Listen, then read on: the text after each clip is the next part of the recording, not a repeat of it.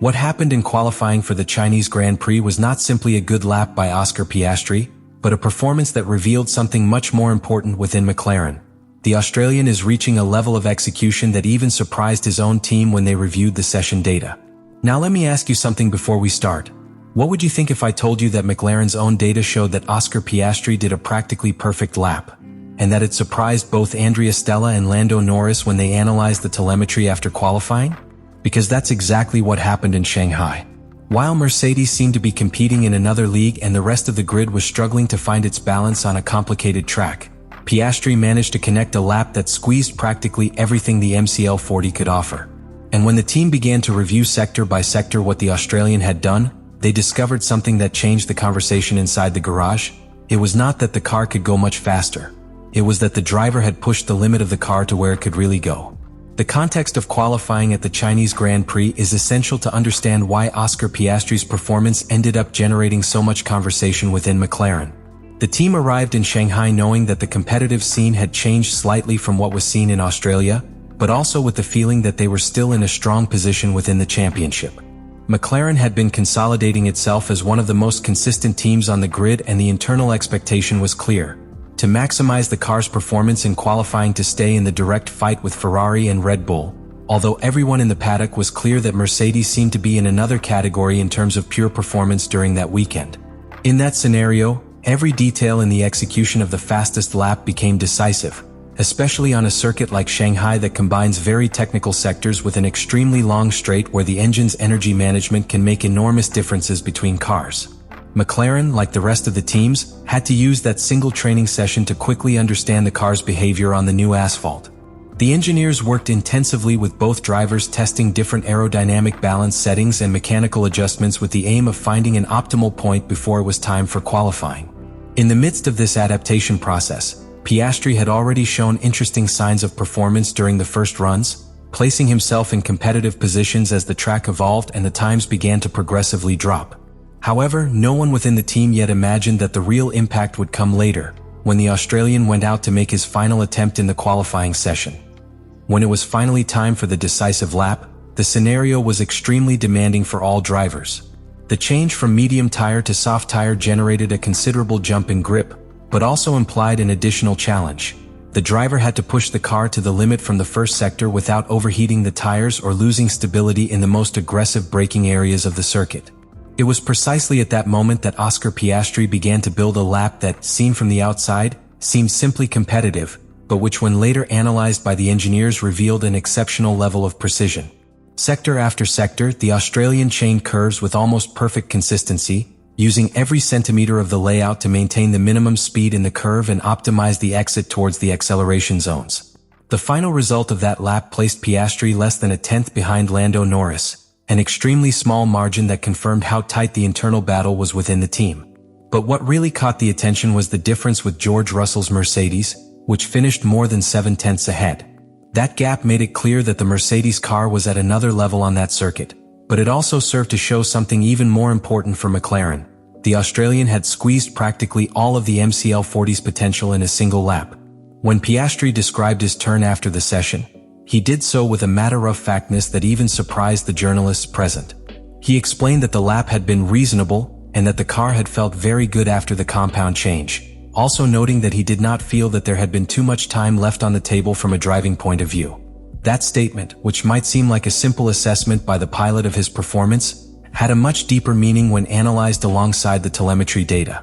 In Formula One, when a driver claims that there wasn't much more to be found in a fast lap, he is usually implying that he has reached the limits of the car. And that's exactly what engineers began to confirm when they started checking each point of the circuit on the performance graphs. The acceleration, the minimum corner speed, and the way in which Piastri managed the transition between sectors indicated that the Australian had executed one of those laps that are rarely repeated even in the career of an elite driver. But the most interesting thing was still to be discovered. Because when the team began to compare that data with that of Norris and with the simulations they had previously carried out in the simulator, they realized something that they did not expect to see so clearly. Oscar Piastri had not only been fast, but had perfectly timed the moment in which the tire reached its peak performance on a track that was still constantly evolving. That ability to connect all the elements of the lap at the exact moment is one of the traits that usually differentiate the great qualifying specialists, And it was precisely that detail that began to change the conversation within the team about the true competitive level that the Australian driver was showing at that point in the season. One of the first elements that caught attention was the way in which Piastri managed the compound change. During qualifying, the jump between the medium and soft tires produced a notable increase in grip, but also required absolute precision in the way of preparing the lap. If the driver attacked too early, he could overheat the tires before reaching the end of the circuit. If, on the other hand, you were too conservative in the first meters, you would lose the tire's peak performance in the most important sectors. Piastri achieved something that very few achieve in these conditions, perfectly synchronizing the moment in which the tire reached its optimal grip window with the key points of the track. That synchronization allowed each sector of the lap to maintain an extremely high level of performance without the car showing signs of degradation or loss of stability. When the engineers began to superimpose Piastri's lap with Norris's, the differences were not large in absolute terms, but they did reveal very interesting nuances. At some points on the circuit, the Australian had been able to maintain a slightly higher minimum speed in long corners, which in turn generated a better exit towards the acceleration zones. That kind of detail may seem small in numbers, but in Formula 1 a tenth can decide several positions on the grid.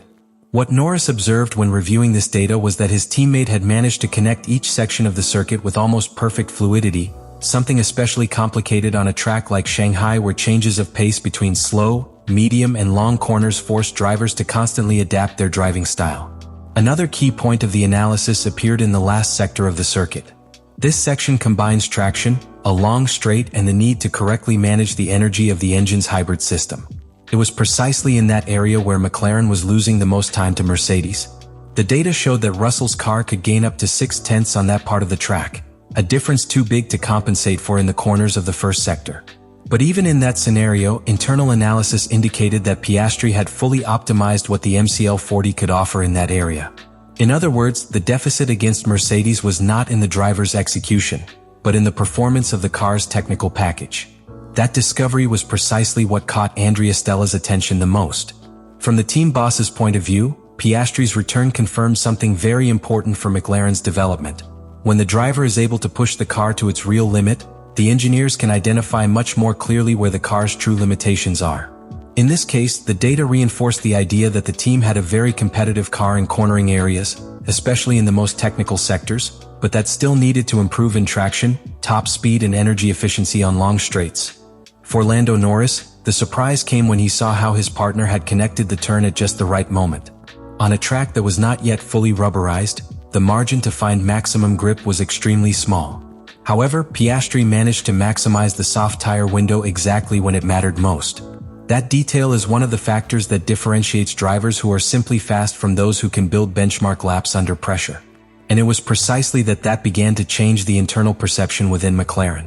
The Australian was no longer seen only as a young driver with great potential, but as someone capable of producing extremely high-level performances when the circuit conditions are difficult and the room for mistakes practically does not exist. From that moment on, the conversation within the team began to revolve around a very specific question. If Piastri was able to extract virtually all of the car's performance in qualifying, what did that mean for the internal balance within McLaren and for the direct battle with Norris throughout the season? Because when two drivers begin to perform at that level within the same team, the competitive dynamic can change quickly, and the data from Shanghai suggested that the Australian was entering precisely that phase of his evolution as a Formula 1 driver. In the end, what happened in qualifying for the Chinese Grand Prix goes far beyond a simple position on the grid. When the engines turn off and the engineers start analyzing the data, that's when you really understand the value of a lap like the one Oscar Piastri built in Shanghai. Because what the telemetry revealed was not just speed, but extremely precise execution that pushed the MCL40 practically to its technical limit. And when a driver manages to do that, the message he sends is very clear. The performance we are seeing is no longer that of a promise, but that of a competitor who begins to master every aspect of the car in moments of maximum pressure. The surprise of Andrea Stella and Lando Norris when reviewing the data was no coincidence. Sector after sector, Piastri's lap showed a consistency that can hardly be improved without directly changing the car's performance. That means that the difference that still separates McLaren from teams like Mercedes is not in the driver's ability to find time, but in the technical potential of the car. And that is extremely valuable information for a team that is fighting to stay in the most competitive part of the grid. But perhaps most interesting of all is what this may mean for McLaren's immediate future. Because if Piastri continues to achieve this level of execution in qualifying and Norris maintains the pace that has made him one of the most consistent drivers in Formula One, the British team could have something that very few teams have. Two drivers capable of pushing the car to its absolute limit each weekend. And when that happens, technical development accelerates, the pressure on rivals increases, and the internal battle begins to become one of the most powerful engines to improve the team's performance. So the big question that Shanghai leaves behind is inevitable. Was this lap simply a great isolated moment for Oscar Piastri?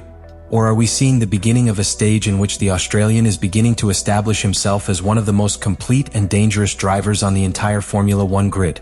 Because if the data that surprised Stella and Norris in China is repeated throughout the season, then McLaren could be witnessing something much more important than a good classification. The exact moment in which one of its drivers begins to become a true reference within the team. Let me know in the comments what you think about all this.